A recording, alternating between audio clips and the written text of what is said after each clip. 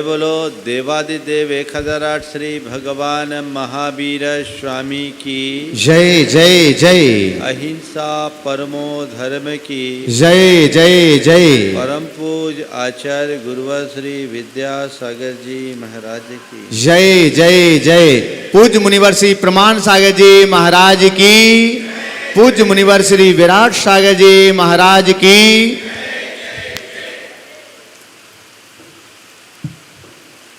भगवान ऋषभदेव की स्तुति करते हुए आचार्य मानतुंग प्रभु के प्रातिहार्य रूप वैभव का वर्णन करते हुए कहते हैं, प्रभु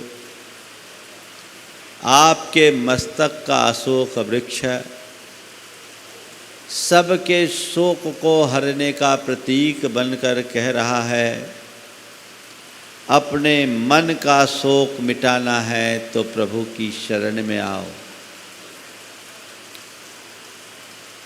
आपका यह दिव्य सिंहासन ऐसा प्रतीत हो रहा है मानो आप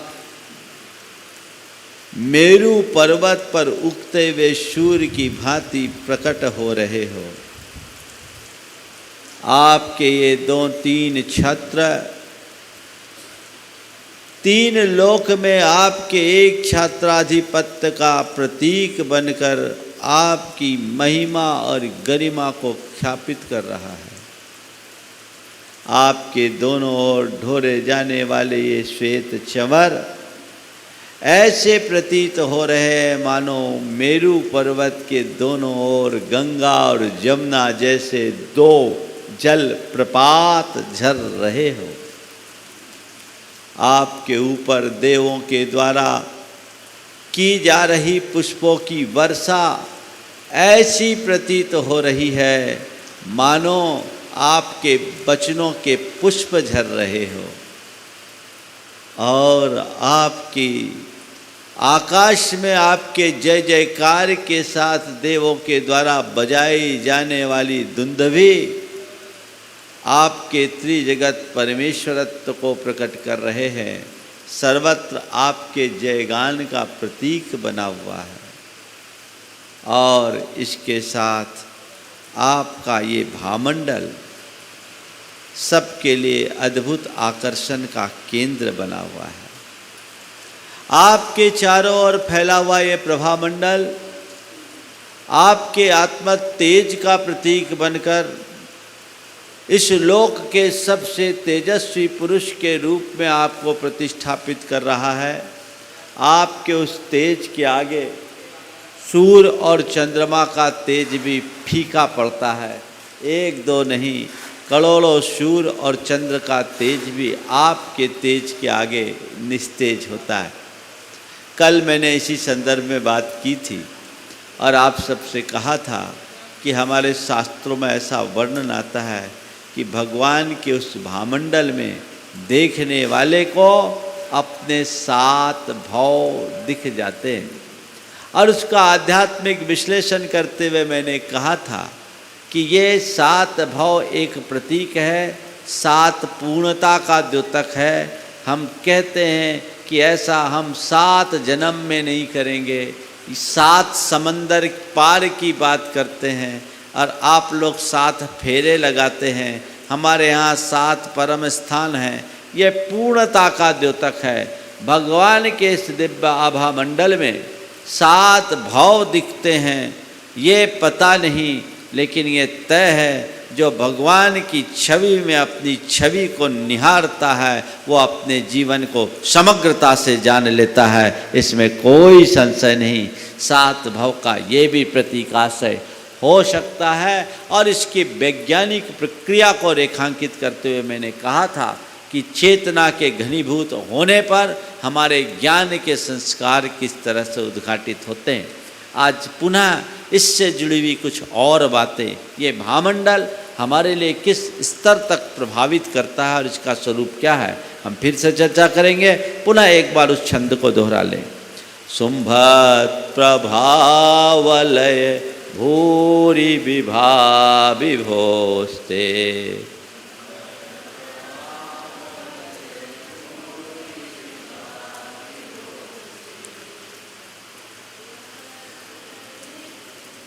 कहाँ है, कहाँ है? हाँ, लोकत्रये द्युतिमतां द्युतिमा क्षिपन्ति।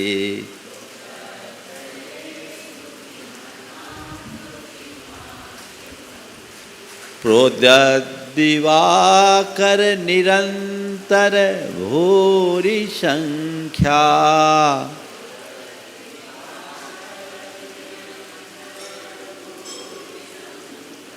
दीप्त्या जयत्यपि निशामपि सोम सौम्याम्।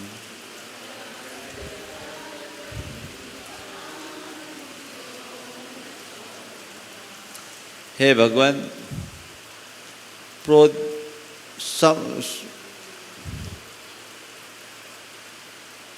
शुंभत प्रभावलय भूरि विभा। शुंभत एकदम दैदीप्यमान प्रभा वलय, कांति का वलय मंडल घेरा कि जो भूरि विभा है, यानी उसका जो तेज प्रकाश है। ते हे प्रभो, हे विभो ते लोकत्रे द्युतिमताम द्युतिमा क्षिपन्ति। लोक, तीनों लोक के द्युतिमान पदार्थों के द्युति को हरती हुई वह विभा एक साथ उगते हुए अनेक सूरज को निस्तेज कर देती है और अपनी दीप्ति से रात्रि को भी जीत लेती है। चंद्रमा के समान सौम्य शीतल दीप्ति से रात्रि को भी जीत लेती है। बात प्रभावलय की है, बात भामंडल की। आज विज्ञान में इस बात को बहुत मान्यता दी गई है और ये कहा जाता है कि हर व्यक्ति का अपना एक आभा मंडल होता है। आभा मंडल क्या है? हमारे शरीर से जो ऊर्जा की किरणें विकिरित होती है उसी को आभा मंडल कहते हैं। ये मनुष्य का चेतन स्तर जितना ऊंचा होता है उसके अंदर से निकलने वाला आभा मंडल उतना ही स्ट्रॉन्ग होता है और वर्तुलाकार होता है। महापुरुषों का जो आभा मंडल होता है बड़ा तेज होता है और वर्तुलाकार होता है। और ऐसा कहते हैं कि वह 12 से 15 मीटर दूर तक अपना प्रभाव छोड़ता है। ये आभा मंडल का प्रभाव है। लेकिन जो व्यक्ति नकारात्मक सोच से जुड़े होते हैं, जिनका चित्त विखंडित होता है, जिनका चिंतन विकृत होता है, उनका आभा मंडल बड़ा विखंडित होता है। वो ज़्यादा नहीं रहता, निस्तेज रहता है। और हम अपने अनुभव में भी देखते हैं, किसी किसी व्यक्ति को देखते ही उसके प्रति एक अलग प्रकार का खिंचाव सा आता है। और कई व्यक्ति ऐसे होते हैं जो सुंदर होने के बाद, स्वरूप होने के बाद भी हमारे लिए अपना प्रभाव नहीं छोड़ पाते। ये उस व्यक्ति के आभा मंडल का प्रमाण है। हम ऐसा भी जानते हैं कि हम जैसे व्यक्ति के संपर्क में आते हैं हमारे मन में वैसा भाव आने लगता है। जब हम किसी संत के चरणों में जाते हैं, उनके आभा मंडल में आते हैं, हमारे अंदर शांति की वृद्धि होने लगती है और हम कभी किसी क्रोधी, क्षुब्ध या नकारात्मकता से भरे व्यक्ति के संपर्क में आते हैं तो हमारे अंदर भी वैसी नकारात्मकता विकसित होने लगती है। ये अल्टीमेटली एक दूसरे के आभा मंडल के प्रभाव का प्रभाव है। जो महान आत्माएं होते हैं, जिनका आभा मंडल बड़ा प्रभावी होता है, उनके आभा मंडल से सामने वाला प्रभावित हो जाता है पर वो किसी से प्रभावित नहीं होते। तो ये चीज़ें लोगों की चलती है, बनती है, बदलती है और इस पर काफ़ी शोध हुआ है, विज्ञान विकसित हुआ। आज से 50 वर्ष पहले रूस में एक प्रयोग हुआ। एक वैज्ञानिक किर्लियान, रुडाल्फ किर और किर्लियान, ये दो वैज्ञानिकों ने मिलकर एक शोध किया और उस शोध के आधार पर इस पूरे के पूरे व्यवस्था को बनाया कि हम हर मनुष्य के अंदर से जो किरणें निकलती हैं उसकी फोटोग्राफी की गई। इसको बोलते हैं किर्लियान थेरेपी। उससे जो फोटोग्राफ्स लिए जाते हैं उसके आधार पर ये जाना जाता है कि इस व्यक्ति को आने वाले 6 महीने बाद कौन सी बीमारी हो सकती है, उसका आकलन आज हो सकता है। ये हमारे बढ़ते हुए आभा मंडल का प्रभाव है। और एक प्रयोग किया गया, हमारी भावनाओं का ब्रह्मांड पर, वातावरण पर कैसा प्रभाव पड़ता है, पानी पर प्रयोग किया गया। सामान्य जल को रखा गया, नकारात्मक भावना से भरे व्यक्ति के हाथ का जल रखा गया, और एक ऐसे व्यक्ति के हाथ का जल रखा गया जो बहुत सकारात्मकता से भरा हुआ है। आप सुनकर आश्चर्य करेंगे, जब सकारात्मक व्यक्ति के हाथ से भरे हुए जल को पौधों पर सींचा गया तो पौधों की वृद्धि दर 200% बढ़ गई। सामान्य जल को सींचा गया तो सामान्य रहा, और नकारात्मक भावना से भरे हुए व्यक्ति के हाथ के जल को जब भरा वृक्षों पर पौधों पर सींचा गया तो वो पानी भी तेजाब का काम करने लगे, वो पौधे जलने लगे। ये हमारी भावना का प्रयोग है। अभी लगभग 15 वर्ष पहले जापान के एक वैज्ञानिक इमोटो, जिसके माध्यम से इमोटोलॉजी नाम का एक सिद्धांत विकसित हुआ, बोसारो इमोटो, उसके नाम से एक इमोटोलॉजी नाम का सिद्धांत विकसित हुआ, और उन्होंने पाया कि हमारी भावनाओं का पानी जैसी वस्तु पर बड़ा गहरा असर पड़ता है, और प्रयोग किया कि पानी को के बोतल में लेबल लगाया गया कि तुम देवदूत हो, तुम्हें धन्यवाद, और दूसरे बोतल में लगाया गया तुम यमदूत हो, हम तुम्हें मार डालेंगे। इस आशय के केवल लेबल लगाए गए पानी के बोतल पर, और उस पानी को -20 डिग्री पर जमाया गया और उसका रवीकरण किया गया।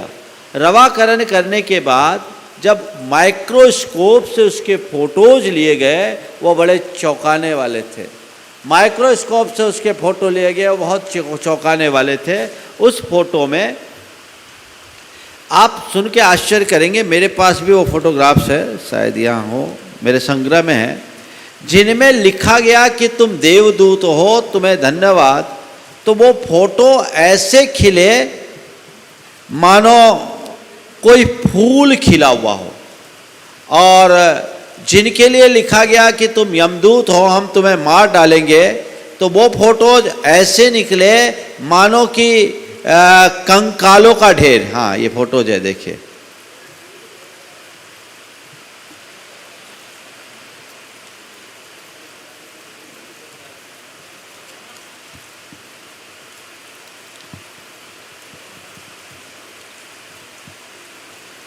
ये देखिए, थोड़ा सा इसको दिखाओ, दिख रहा है आप लोगों को?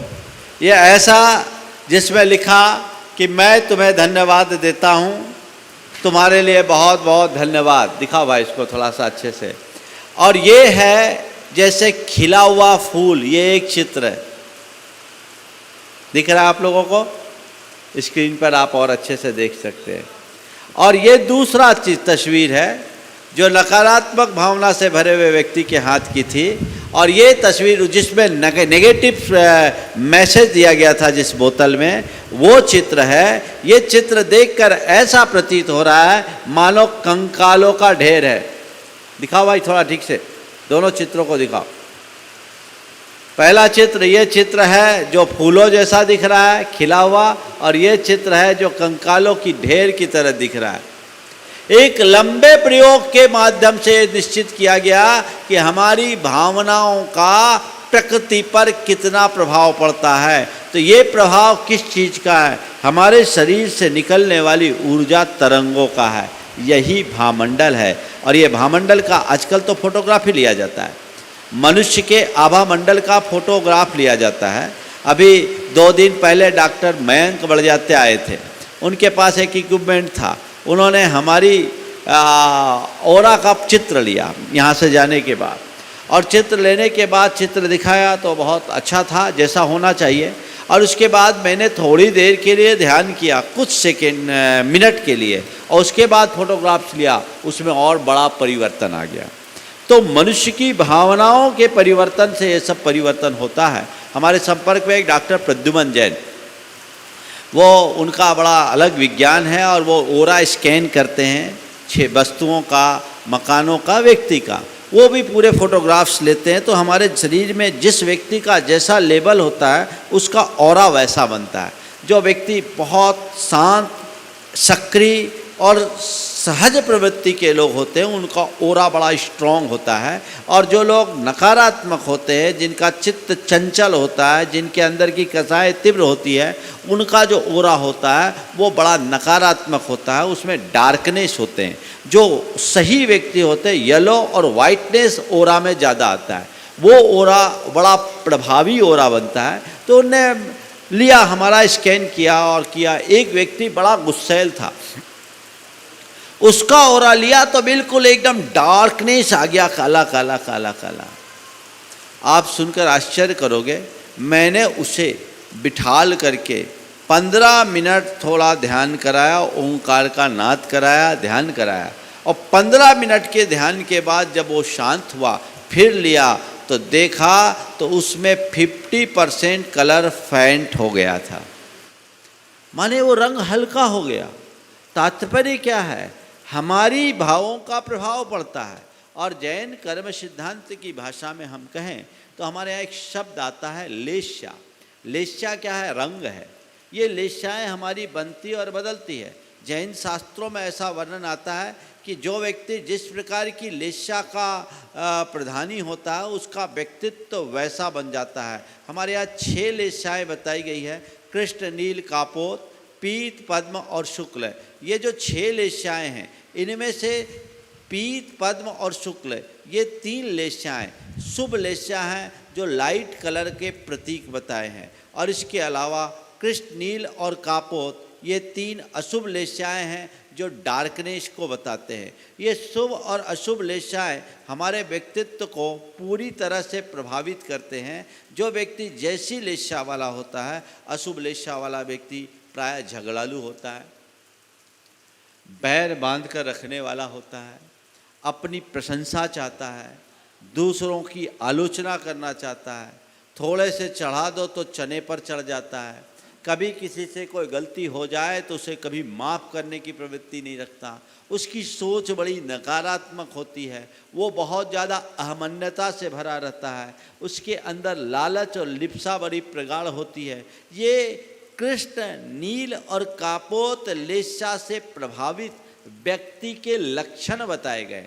यानी ये नकारात्मकता से भरे हुए व्यक्ति की बात है। यदि मैं व्याख्यान करूं तो एक एक दिन एक एक लेस्या से जुड़े हुए व्यक्ति की बात कर सकता हूं, पर मुझे अपनी बात को पूरी करना है। केवल मैं बात आपसे कह रहा हूं कि हमारे शास्त्रों में कितना सूक्ष्मता से विवेचन किया गया है जाने। ये जैन मनोविज्ञान की एक अभिव्यंजना है जो ये बताता है कि व्यक्ति के लेस्या में परिवर्तन होता रहता है, और भावधारा को बदल दे तो कृष्ण लेस्या वाला व्यक्ति भी शुक्ल लेस्या में परिवर्तित हो सकता है, और भावधारा बिगड़ जाए तो शुक्ल लेस्या वाला भी कृष्ण लेस्या में आ सकता है। जो बात मैं आपसे कहना चाह रहा हूँ वो यही है, अशुभ लेस्या वाले के अंदर नकारात्मकता होती है, और शुभ लेस्या वाले शांत होते हैं, सहज होते हैं, सरल होते हैं, सकारात्मक होते हैं, समतावान होते हैं। किसी के प्रति कितना भी बड़ा अपराध हो जाए तो उसको क्षमा करने की क्षमता रखते हैं, और जैसे जैसे लेस्या की विशुद्धि बढ़ती है व्यक्ति का व्यक्तित्व उतना निखरता जाता है। तो ये हमारे भावों का रंग है। भावों के रंग के हिसाब से हमारी लेस्या की विशुद्धि में परिवर्तन आता रहता है। तो हम भगवान का जब ध्यान करें, भामंडल प्रातिहार्य के साथ जब हम भगवान का ध्यान करते हैं तो उस ध्यान के बदौलत हमारी लेस्या विशुद्धि बढ़ती है, हमारी भाव विशुद्धि बढ़ेगी।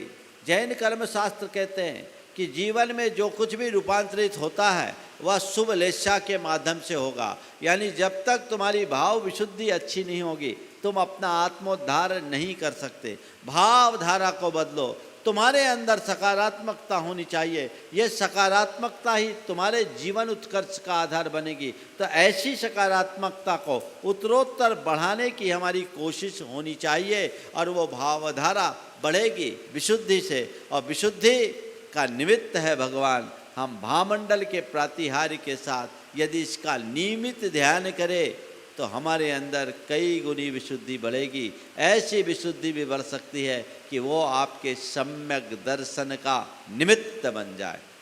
तो ऐसा ये भामंडल है, भगवान का भामंडल अद्वितीय भामंडल होता है, सभी को अपने प्रभाव में लाने में समर्थ हो जाता है। ऐसी हमारे अंदर भूमिका बने और हम उस भावधारा को अपने अंतरंग में उद्घाटित कर सके, ऐसा प्रयास हमारा होते रहना चाहिए। तो ये भावमंडल के संदर्भ में मैंने आप सबसे बात की। हम नियमित अगर भावना योग करते हैं तो हमारा भाव बहुत तेज़ी से बदलेगा और वह हमें आगे चल कर के ये भाव हमारे स्थायी भाव बन जाएंगे, तो हमारे व्यक्तित्व में बहुत बड़ा निखार ला सकते हैं। जिन लोगों का स्वभाव बड़ा प्रचंड है, बात बात में जिन्हें गुस्सा आता है, उन्हें चाहिए कि वो इसका ध्यान करें और वो बड़ा शांत होगा। मैंने कहा था कि 8 प्रातिहार्य अलग अलग शक्तियों के प्रतीक है। हमने अशोक वृक्ष को धृति का प्रतीक कहा था, उसके उपरांत सिंहासन को कीर्ति का प्रतीक कहा था, आपके चंवर को क्षमता का प्रतीक कहा था, पुष्प को शांति का प्रतीक कहा था। आज ये आपका भामंडल है, भामंडल कांति को वृद्धि कराता है, कांति की वृद्धि का प्रतीक है। यह मनुष्य की कांति को, आंतरिक कांति को बढ़ाने में सहायक है। आगे चले हम अगले छंद को ले। आज मैं प्रातिहार का प्रकरण पूरा करने जा रहा हूँ। 2 प्रातिहार, एक प्रातिहार और एक अतिशय भगवान का बाकी है, उसे लेकर के पूरा करूँगा। स्वर्गा पवर्ग गम मार्ग विमार्ग नेष्ट,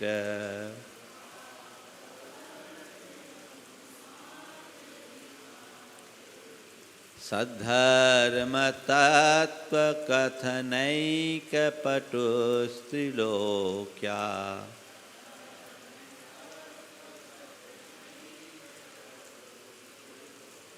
दिव्यध्वनिर्भवति ते विशदार्थ सर्व,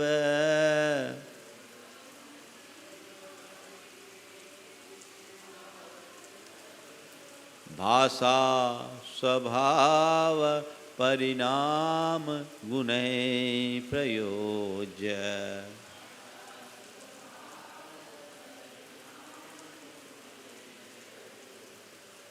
स्वर्गापवर्ग गम मार्ग विमार्गनेष्ट।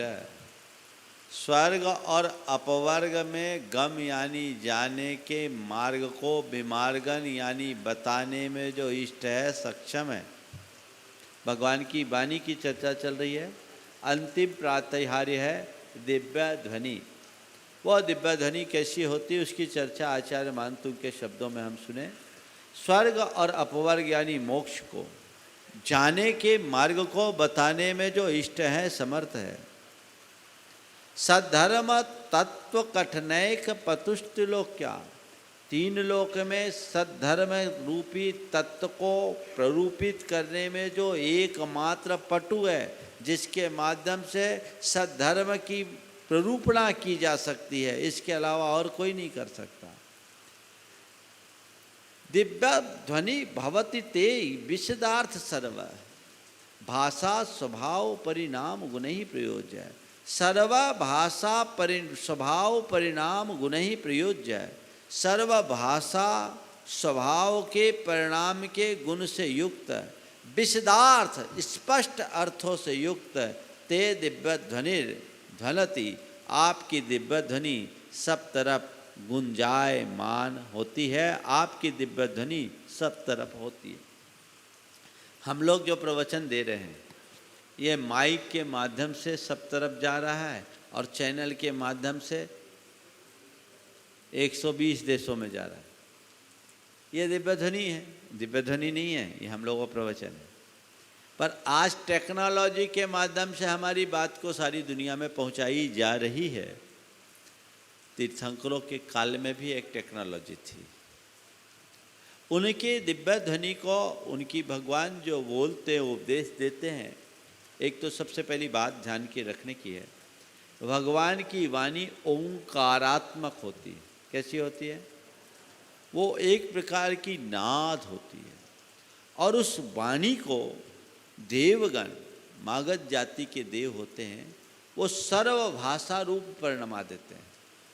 और ऐसी वाणी होती है कि सभी लोग उसे अपनी अपनी भाषा में समझ लेते हैं।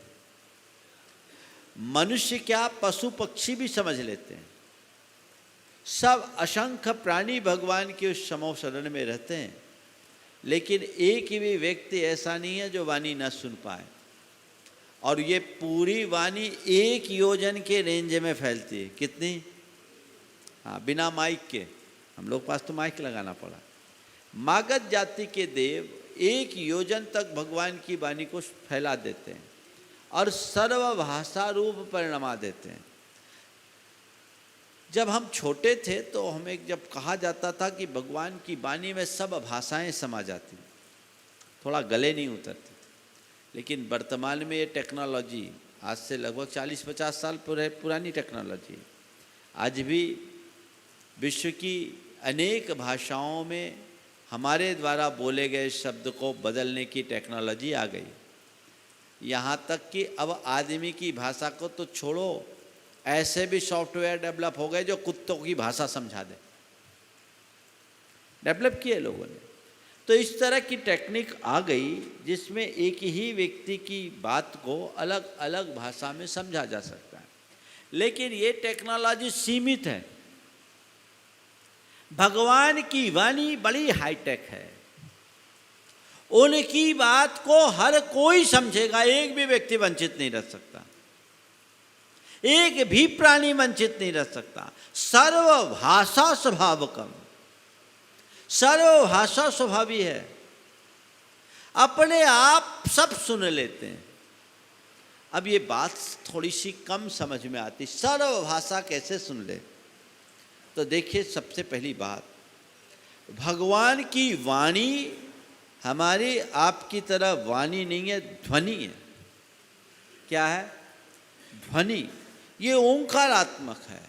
और वो ध्वनि, भगवान की जो वाणी होती है, वो एक योगी की वाणी है, जिन्होंने अपने योग शक्ति के बल पर अपनी चेतना का परिपूर्ण विकास कर लिया।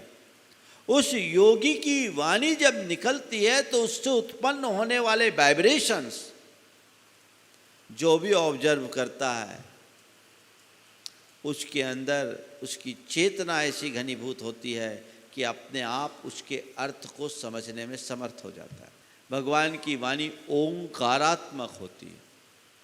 ओम को प्रणवनाद कहा, और जैन धर्म के अनुसार ओम वांग्मय का सार है। ओम में सब कुछ समाहित है। उसकी फ्रीक्वेंसी को हम समझ नहीं पाते। देखिए, शब्द जो होते हैं उससे ज़्यादा प्रभाव ध्वनि का होता है। आपने पुराने ज़माने में देखा होगा, जब रिकॉर्ड प्लेयर चलते थे उसमें क्या रहता था? ग्रूव्स रहते थे। उस ग्रूव्स को जब प्लेयर पर लगाया जाता था, घूमते थे, तो उससे आवाज़ निकलती थी। है कुछ संकेत, वहाँ कोई शब्द नहीं, लेकिन उनसे शब्द प्रस्फुटित होता है। जापान में ऐसे पत्थर के बड़े बड़े कुछ आकृतियाँ मिली जो रिकॉर्ड की तरह है। उनमें कुछ ऐसे चीज़ें फीड है। हो सकता है कोई ऐसा ज़माना होगा जब ऐसे बड़े बड़े रिकॉर्ड चलते होंगे। वो टेक्नोलॉजी ख़त्म हो गई। आज के बच्चों को रिकॉर्ड प्लेयर का कोई पता नहीं। जो आज से 30 साल पहले पैदा हुए उनको कोई पता नहीं, और उससे पीछे गए होंगे तो उनको मालूम है ये सब 40-45 साल पुरानी टेक्नोलॉजी है। तो अभी हमारे हाल में ही देखते देखते टेक्नोलॉजी में परिवर्तन हुआ। एक समय ऐसी टेक्निक होगी तो उस पत्थर पर अंकित ग्रूव्स को शब्द में परिवर्तित कर देने की क्षमता लोगों के पास थी। तो भगवान की ध्वनि को श्रद्धा से सुनने वाले की बात भाषा में परिवर्तित हो जाए, इसमें कोई आश्चर्य जैसी बात नहीं है। ये सहज है। और देवों के पास ऐसी टेक्नोलॉजी थी, वैसी टेक्नोलॉजी के माध्यम से अपनी बात को प्रसारित करते थे। तो भगवान की वाणी के लिए कहा गया सर्वभाषा स्वभावी। आप लोग रोज पूजन में बोलते हैं 10 अष्ट महाभाषा समेत लघु भाषा 7 शतक सुचेत, 18 महाभाषा और 700 लघु भाषाएं सब भगवान की वाणी में समाहित हो जाती, क्योंकि वह ध्वनि है। इसीलिए ध्वनि कहा, पर्टिकुलर एक भाषा रूप नहीं है, इसलिए उसे सर्वभाषा रूप कहा। तो ये ओंकारात्मक है, ओंकार की बड़ी महिमा है। ओंकार में पंच परमिष्टि का समावेश है। अरिहंत का, सिद्ध को अशरीरी बोलते उनका अ, आचार्य का आ, उपाध्याय का उ और साधु मुनि, मुनि का म, सब मिला लो तो क्या हो गया? आ और उ, ओ और आखिर का म, ओम। ओम में त्रिलोक है, अधोलोक, ऊर्ध्वलोक, मध्यलोक। अधोलोक का अ, ऊर्ध्वलोक का उ और मध्यलोक का म मिला दो तो ओम में त्रिलोक आ जाता है। ये ओंकारमयी भगवान की ध्वनि है जो सबको फैलाती है और हमें आगे बढ़ाती है, जिससे हमारी चेतना का परिष्कार होता है। वो वैसी ध्वनि हमारी है तो भगवान की ये वाणी सर्वभाषा स्वभावी है और ये दिव्य ध्वनि विद्या की वृद्धि करने वाली है। तो इस तरह भगवान के अष्ट प्रतिहार युक्त मुद्रा का ध्यान करे और उस ध्यान की मुद्रा में भगवान की उस ओंकारात्मक वाणी का एहसास करे या ओंकार का नाद करे तो आपकी मेमोरी पावर स्ट्रांग होगी, भूली हुई बातों को आप याद कर सकोगे और आपकी बुद्धि और विद्या में असाधारण निखार आ सकता है, बशर्ते आप नियमित अभ्यास करें। इस प्रकार भगवान के 8 प्रातिहार हुए। देवकृत 14 अतिशय होते हैं भगवान के। उनमें से एक अतिशय को प्रतीकात्मक रूप में आचार्य मानतुंग ने लिया है। जब भगवान विहार करते हैं तो वो बड़ी अद्भुत छटा होती है और उस अद्भुत छटा में एक चीज़ को भगवान आचार्य मानतुंग ने जोड़ा है, वो है कमल बिछने की। जब सब थोड़ा सा एक क्षण में भगवान के विहार के झलक को अपने मानस में रखे, जब भगवान का श्री विहार होता है तो भगवान कैसे विहार करते हैं, भगवान का श्री विहार होता है तो भगवान किस रूप में विहार करते हैं, ये झलक हम थोड़ा सा देखें।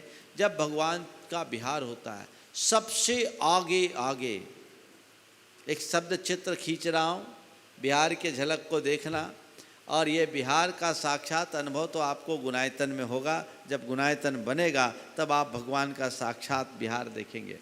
ये बिहार जब भगवान चलते हैं तो सबसे आगे धर्म चक्र, 1000 आरो वाला देव रक्षित व धर्म चक्र आगे आगे चलता है, जो भगवान के सर्व विजयी होने का प्रतीक बन करके चलता है।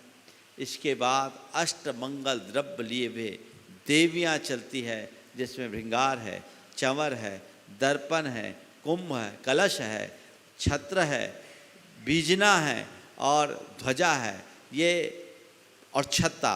ये भगवान के आगे 8 मंगल द्रव्य चलते हैं, वो अष्टमंगल द्रव्य लेकर के चलते हैं। और फिर चारों निकायों के देव बड़े आनंद उत्सव के साथ चलते हैं। गंधर्व गीत गाते हैं, किन्नरियाँ नृत्य करती हैं, कहीं मृदंग बजते हैं, कहीं बांसुरी बजती है, कहीं सहनाई बजती है और चारों निकायों के देव आनंद उत्सव के साथ घोर सब प्रकार के वाद्यों के मध्य पंक्तिबद्ध एक सैलाब की तरह धरती पर चलते हैं।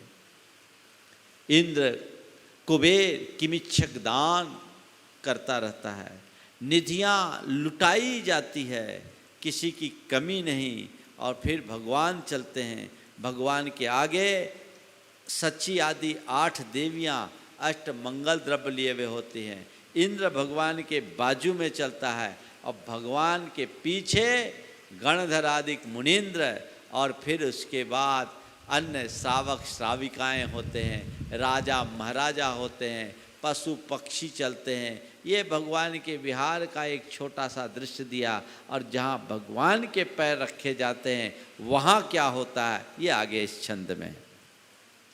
उन्नीद्र हेम नव पंकज पुंज कांति,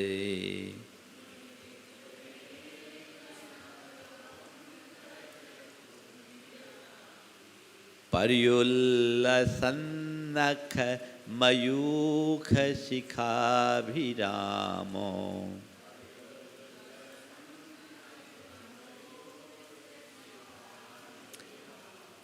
पादौ पदानि तव यत्र जिनेन्द्रधत्तः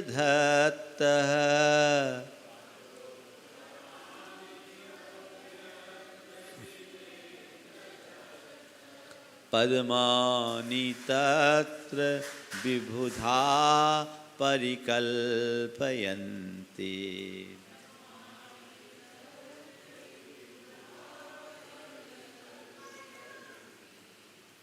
हे भगवान, जब आप विहार करते हैं तो हमने सुना है आपके प्रत्येक चरण में स्वर्णमय कमल खिलते हैं।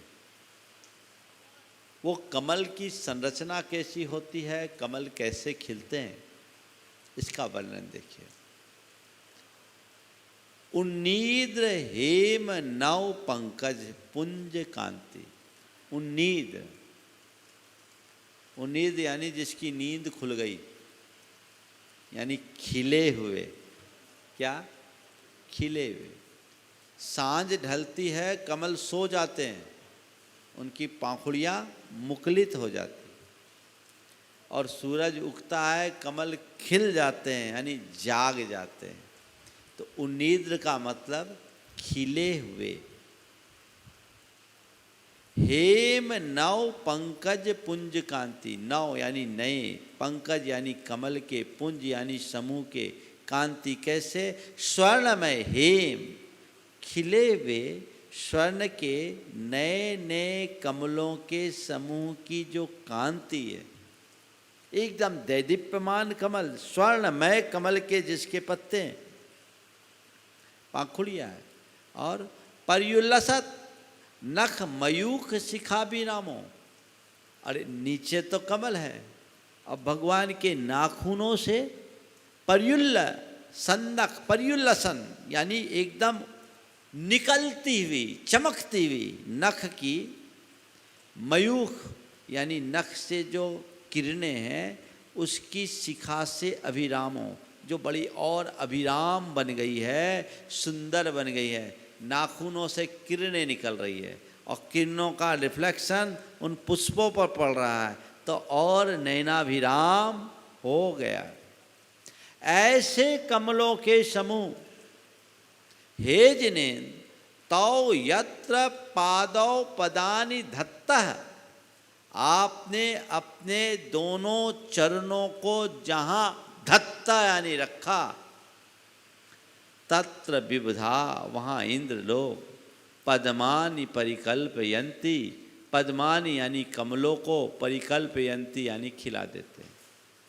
हे भगवान, आप जहाँ अपने चरण रखते हैं वहाँ खिले हुए स्वर्णमय पाखुड़ियों वाले कमलों को, जिनकी कांति बड़ी दैदीप्यमान है और आपके नाखूनों की कांति से जो और अभिराम हो गए हैं, ऐसे कमलों को खिला देते हैं। ऐसे कमल खिला देते हैं। ये कमल है, ये कमल की रचना है। कई बार जब ये बात आती है, हमारे शास्त्रों में ऐसा लिखा, पहले तो दो बातें इसमें समझ ले जो आगम के संदर्भ में विचारने योग्य है, कि भगवान जो चलते हैं तो उनका पाद चाप होता है, हमारी तरह स्टेपिंग करते हैं। कुछ लोग कहते हैं भगवान अधर में चलते हैं, गलत बात। पादौ पदानि तव यत्र जिनेन्द्र धत्तः। दूसरी बात, ये कमल खिलते हैं तो ये इस बात का द्योतक है कि भगवान का विहार धरा पर होता है, ऊर्ध्व आकाश में 5000 धनुष ऊपर नहीं। आचार्य समंत भद्र महाराज ने भी कहा, भूरपि रम्याय प्रतिपदमासी जात विकोसाम भुज मृदुहासा। ये धरती भी आपके प्रत्येक चरण कमल में रमणीय हो जाती, और उस समय उत्पन्न हुए कमलों से ऐसा प्रकट होता मानो वो हंस रही हो, मृदुहास प्रकट कर रही। तो ये चीज़ इन बातों से स्पष्ट होता है कि भगवान के पैर रखने के स्थान पर कमल खिलते हैं और भगवान पदचाप से चलते हैं, स्टेपिंग होती। और ये धरती पर विहार होता है, भगवान कमल से 4 अंगुल ऊपर चलते हैं। एक बात, 225 कमलों की संरचना होती है जब भगवान चलते हैं, सहस्रदल कमल। इसके विषय में बताया, 8 दिशाओं माने 4 दिशा 4 विदिशा और इनके अंतर दिशाओं में 8, ये 16 दिशाओं में प्रत्येक में 7-7 और बीच में 1, समझ गए? तो 16 दिशा 16 अंतर दिशा और उनकी अंतर दिशा, ये 32 के 7-7 की आप गुना कर लो तो 32 गुणित 7 बराबर 224 और पादन न्यासे पद्मम सप्तपुरा पृष्ठ तश्च सप्त भवंती, ऐसा आचार्य पूज्यपाद ने कहा। एक पैर रखने के स्थान पर 7 आगे 7 पीछे, तो ऐसे पूरा 32 का घेरा बनता है, वहाँ भगवान के चरण खिलते हैं। ये हमारी आगमिक बातें हैं, पर इसे हम एक प्रतीक के रूप में लेते हैं। कई बार ऐसा लगता है कि ये चरण खिलना ये तो कुछ ज़्यादा अतिशयोक्ति जैसी है। बंधुओं, भगवान के लिए कुछ भी असंभव नहीं है, ये सब सहज संभव है और उसी का वर्णन आचार्य मानतुंग ने किया है। लेकिन इसे एक प्रतीक के रूप में भी देखा जा सकता है। भगवान के चरणों में कमल खिलते हैं, इसका मतलब क्या? कमल लक्ष्मी और वैभव का प्रतीक है, श्री का प्रतीक है। लक्ष्मी को कमल निवासिनी कहा गया, वो कमलासनी होती है। भगवान के प्रत्येक चरण में कमलों का खिलना 3 लोक की संपदा का उनके चरणों में न्योछावर होने का प्रतीक है। भगवान के प्रत्येक कदम पर कमल खिलते हैं, यानी 3 लोक की लक्ष्मी उनके चरणों में उमड़ती है और उससे 4 अंगुल ऊपर अधर में चलना भगवान की उनसे अलिप्तता का द्योतक है। संसार का सारा वैभव जिनके चरणों में न्योछावर होता है वो उससे अलिप्त रहते हैं। इसे इस प्रतीक के रूप में देखना चाहिए। हम लोग बिहार कर रहे थे, गुरुदेव के साथ थे, 1994 की बात। पाँव छिल गए थे, अक्सर मेरे पाँव तो छिल ही जाते हैं। 50-60 किलोमीटर चलते ही हमारी टायर घिसती, खून आने लगते हैं। और हमने मुनि अवस्था में कभी कोई टेप पट्टी नहीं लगाया, ऐसे ही चलते। तो सन 1994 की बात है, बीनाबारा से रामटेक जा रहे थे, तो सिवनी से रामटेक के बीच के रास्ते में, खवासा के बीच के रास्ते में सड़क बन रही थी। मोटी वाली गिट्टी डली थी, ऊपर जो बारीक डस्ट डाली जाती वो नहीं डाली गई थी, और तपन बहुत थी। गिट्टियाँ नस्तर की तरह चुभ रही थी। जुलाई का महीना था, बारिश हुई नहीं थी, और दोपहर के टाइम में तो ऐसे तपी हुई भी बहुत थी। पाँव छिले हुए थे, गुरुदेव के भी पाँव छिले थे, हमारे भी पाँव छिले थे, सबके पैरों से खून आ रहा था। उस समय 400 किलोमीटर का वो बिहार था। मैंने बिहार के क्रम में ऐसे ही गुरुदेव से कहा, गुरुदेव तीर्थंकरों के यहाँ बहुत अच्छा सिस्टम है, तीर्थंकरों के यहाँ बहुत अच्छा सिस्टम है। उन्होंने पूछा क्या? हमने कहा उनके लिए फूल बिछ जाते हैं। तीर्थंकरों के यहाँ बहुत अच्छा सिस्टम है। उनने पूछा क्या? मैंने कहा उनके लिए फूल बिछ जाते हैं। गुरुदेव ने कहा 4 अंगुल ऊपर चलने की क्षमता ले आओ, तुम्हारे लिए भी बिछ जाएंगे। 4 अंगुल ऊपर चलने की क्षमता लाओ, तब तुम्हारे लिए भी बिछ जाएंगे। एक बात समझ कर रखना, जब तक तुम वैभव के पीछे भागोगे वैभव तुमसे दूर रहेगा, और जो वैभव से मुख मोड़ लेते हैं वैभव उनके पीछे लुंठित होता है। हमारे तीर्थंकर परमात्मा इसी बात के प्रमाण, इसी बात के प्रमाण है। और यही बात आगे के छंद में कह रहे, इत्थम यथा तव विभूतिरभो जिनेन्द्र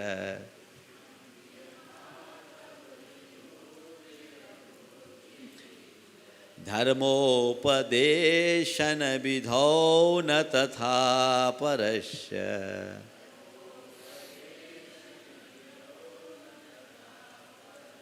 यादिक प्रभादिन कृत प्रहतांधकारा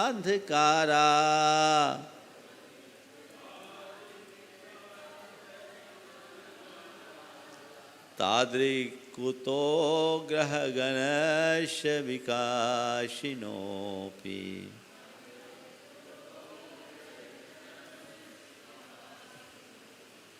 हे भगवान, मैंने आपको इतनी निकटता से देखा और आप में जो खूबियां देखी वो कहीं नहीं दिखती। इत्थम इस प्रकार से यथा, हे जिनेन्द्र, यथा तौ विभूति अभूत, इत्थम यानी इस प्रकार, यथा जैसे, तौ विभूति अभूत आपकी विभूति हुई, धर्मोपदेशन विधौ, धर्मोपदेश के काल में, न तथा परस्य, वैसी विभूति किसी की देखने में नहीं आई। जैसी आपकी विभूति हुई धर्मोपदेश में, ऐसी विभूति किसी की नहीं देखी। आप जैसा वैभव संसार में किसी के पास नहीं। इंद्र को लोक का सबसे वैभवशाली माना जाता, वो भी आपके चरणों में किंकर बना फिरता। दुनिया में कोई शक्ति ऐसी नहीं जो आपके समतुल्य हो। इत्थम यथा तौ विभूतिरभूत जिनेन्द्र, हे जिनेन्द्र भगवान, यथा तौ विभूतिरभूत, जैसी आपकी विभूति हुई, न तथा परस्य, वैसी दूसरों को देखने में नहीं आई। धर्मोपदेशन विधौ, धर्मोपदेश के विधि में, धर्मोपदेश के काल में, यानी समोसरण में हमने आपका जैसा वैभव देखा, वैसी विभूति किसी की नहीं हुई। उदाहरण, यादिक प्रभा दिन कृतः प्रहतांधकारा, प्रहतांधकारा सारे अंधकार को नष्ट कर देने वाले दिन कृतः यानी सूर्य की जैसी प्रभा होती है, तादृक कुतो गह गणस्य विकासनोपि, कितने भी चमकीले हो विकासनों, कितने भी चमकते हुए हो, फिर भी ग्रह गणस्य की कांति, ग्रह गण की कांति क्या सूरज के समान होती है? जैसी महिमा तुम कही और न कोई होए, जो सूरज में ज्योति है। प्रभु आपके समान कोई नहीं। यहाँ एक बार की एक बात लगती है कि आचार्य मानतुंग ने तो अपने इष्ट को सूरज बोल दिया, बाकी सबको तारा। ये आलोचना नहीं है, ये आलोचना नहीं है, भक्ति की अभिव्यक्ति। जब हम अपने किसी इष्ट को इष्ट मान करके स्वीकार लेते हैं तो वही हमारे लिए सर्वोपरि हो जाता है, और उसके अलावा हमें और कुछ दिखता ही नहीं। आचार्य मानतुंग तो कहते हैं बस मेरो तो गिरधर गोपाल दूसरों न कोई, आपके आगे मुझे कोई लगता ही नहीं, होंगे कोई पर मैंने जो आप में देखा उस समान कोई है ही नहीं। आप क्षीर सागर हो, बाकी सब क्षार सागर है। क्या है? आप सूरज हो, बाकी सब तारे हैं, आपके आगे कोई नहीं लगता। पर बंधुओं, ये विभूति भगवान के चरणों में है, लेकिन भगवान उनकी तरफ देखते भी नहीं है, उनको उनकी ओर देखते भी नहीं है। आचार्य समंत भद्र महाराज ने लिखा है, सर्वज्ञ लक्ष्मी ज्वलिताम में मुक्त है। आपने एक समय में ये समोसरण को भी त्यागा, तब मुक्ति को प्राप्त किए। सब कुछ होने के बाद छोड़ा। इस लोक के सर्वश्रेष्ठ संपदा के अधिपति होने के बाद भी आपने उनका उपभोग नहीं किया, उनकी तरफ देखा भी नहीं। यही आपकी विलक्षण विशेषता है, और इसलिए आप मेरे मूल उपास्य आराध्य बन गए हो। बंधुओं, मैं आपसे इतना ही कहता हूँ, जितना भागोगे उतना दूर भागेगी। अयोध्या प्रसाद गोयली ने एक घटना लिखी। एक व्यक्ति एक सेठ के यहाँ गया। सेठ था तो देखता क्या है कि वो सोने के पीक दान में पान की पीक थूकता था। सोने की पीक दाने में पान की पीक थूक रहा था करोड़पति सेठ। तो जब व्यक्ति उससे मिलने गया, बोला हम तो लक्ष्मी की इतनी पूजा करते हैं तो भी उसकी कृपा मुझ पर नहीं बरसती, और ये लक्ष्मी में थूकता है तो भी इसके पास संपदा की बौछार है। उससे रहा नहीं गया, पूछ ही बैठा कि आखिर ऐसा क्यों। तो उनने 2 पंक्तियां सुना दी। भागती फिरती थी दुनिया जब तलब करते थे हम। भागती फिरती थी दुनिया जब तलब करते थे हम, जब से हमने छोड़ दिया वह बेकरार आने को है। बस ये समझ लो, वो बेकरार होगी। अगर हमारे अंदर ऐसी दृष्टि होगी तो वह हमारे जीवन को एक नई दिशा देगी। बंधुओं, कल से 7 भयों की चर्चा है, उस पर चर्चा होगी भक्तामृत स्तोत्र के। अब बस कुछ ही छंद बचे हैं और परसों 10 तारीख, 11 तारीख को और 12 तारीख को जो भावना योग का शिविर है, पूरे देश भर से बहुत सारे लोग आ रहे हैं, व्यवस्थाएं भी उनकी हो गई और अब किसी के रजिस्ट्रेशन की उसमें गुंजाइश नहीं है। पर जो लोग भी भावना योग में भाग लेने के लिए आ रहे हैं, अपनी भावना बना करके आए और कुछ इस मानसिकता से आए कि यह शिविर हमारे जीवन के रूपांतरण का आधार बने। इसके साथ ही एक और अच्छा सुअवसर आप सबके बीच है, श्रावक संस्कार शिविर का। जैसा कि अभी आपको सूचना दी गई, काफ़ी लोगों ने अपना पंजीयन करा रखा है और जो लोग हैं अभी कुछ समय है, आप उसका लाभ लें। यहाँ की समिति ने आपकी संपूर्ण व्यवस्था बना ली है। बस होता ये है कि हर वर्ष मैं देखता हूँ, पिछले 5 सालों का अनुभव है, एट द 11th आवर लोग अपना नाम देते हैं। इस बार ऐसी व्यवस्था मैं बनाने के लिए समिति से कह रहा हूँ कि इन मौके पर आने वालों का कोई पंजीयन मत कराना, क्योंकि उससे व्यवस्था बनाने में बहुत कठिनाई होती है। जिनको आने की मानसिकता, वो ये ना सोचे कि हम वहाँ जाएं तो हमारा पंजीयन होगा। आप पढ़े लिखे हैं, आपको अपने अनुकूल व्यवस्था चाहिए, तो आपको चाहिए कि समय पर आप अपना पंजीयन कराएं ताकि आपके अनुकूल व्यवस्था हो। आप इन मौके पे आते हैं, ये क्षेत्र यहाँ तो एक कील भी ढूंढना हो तो बड़वानी जाना पड़ता है। यहाँ कुछ नहीं है, जंगल है। तो आपकी जवाबदेही है, जो भी इसके लिए अपना मन बना रहे हैं, 2-4 दिन की अवधि में अपनी सूचनाएं दे दें। कहीं ऐसा ना हो 15 तारीख लास्ट डेट रखा है और उसके बाद फिर किसी का पंजीयन नहीं होगा। कहीं ऐसा ना हो कि बाद में आप अपना नाम देना चाहो और यहाँ की समिति आपको मना करे और फिर आपको परेशानी का सामना करना पड़े। ये एक अच्छा अवसर है पर्यूषण को सिद्ध क्षेत्र में बिताने का।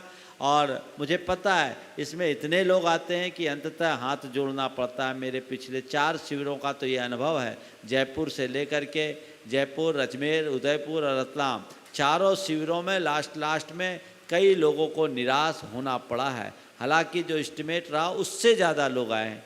इस बार भी वैसा ही होगा, लेकिन फिर भी आप सबसे कहना है समय पर आप लाभ लें, समय पर अपनी पंजीयन कराएं, इसमें कोई प्रमाद न करें। सुविधाएं सारी आपको दी गई है, इसलिए तय समय पर जो कराएंगे उनको ही एंट्री मिलेगी और बाद में जो आएंगे वो वंचित रह जाएंगे। मैं समिति से भी कहता हूँ, इस बार एकदम सख्ती से इस बात को रखो, जिनकी हमारे पास पूर्ण सूचना है हम उनकी ही व्यवस्था कर पाएंगे। इसलिए समय पर आप अपना पंजीयन करा लें ताकि किसी भी प्रकार की कठिनाई ना हो। बाकी शेष सूचनाएं आपको समय पर ब्रह्मचारी जी दे देंगे। मैं यहीं पर विराम लेता हूँ।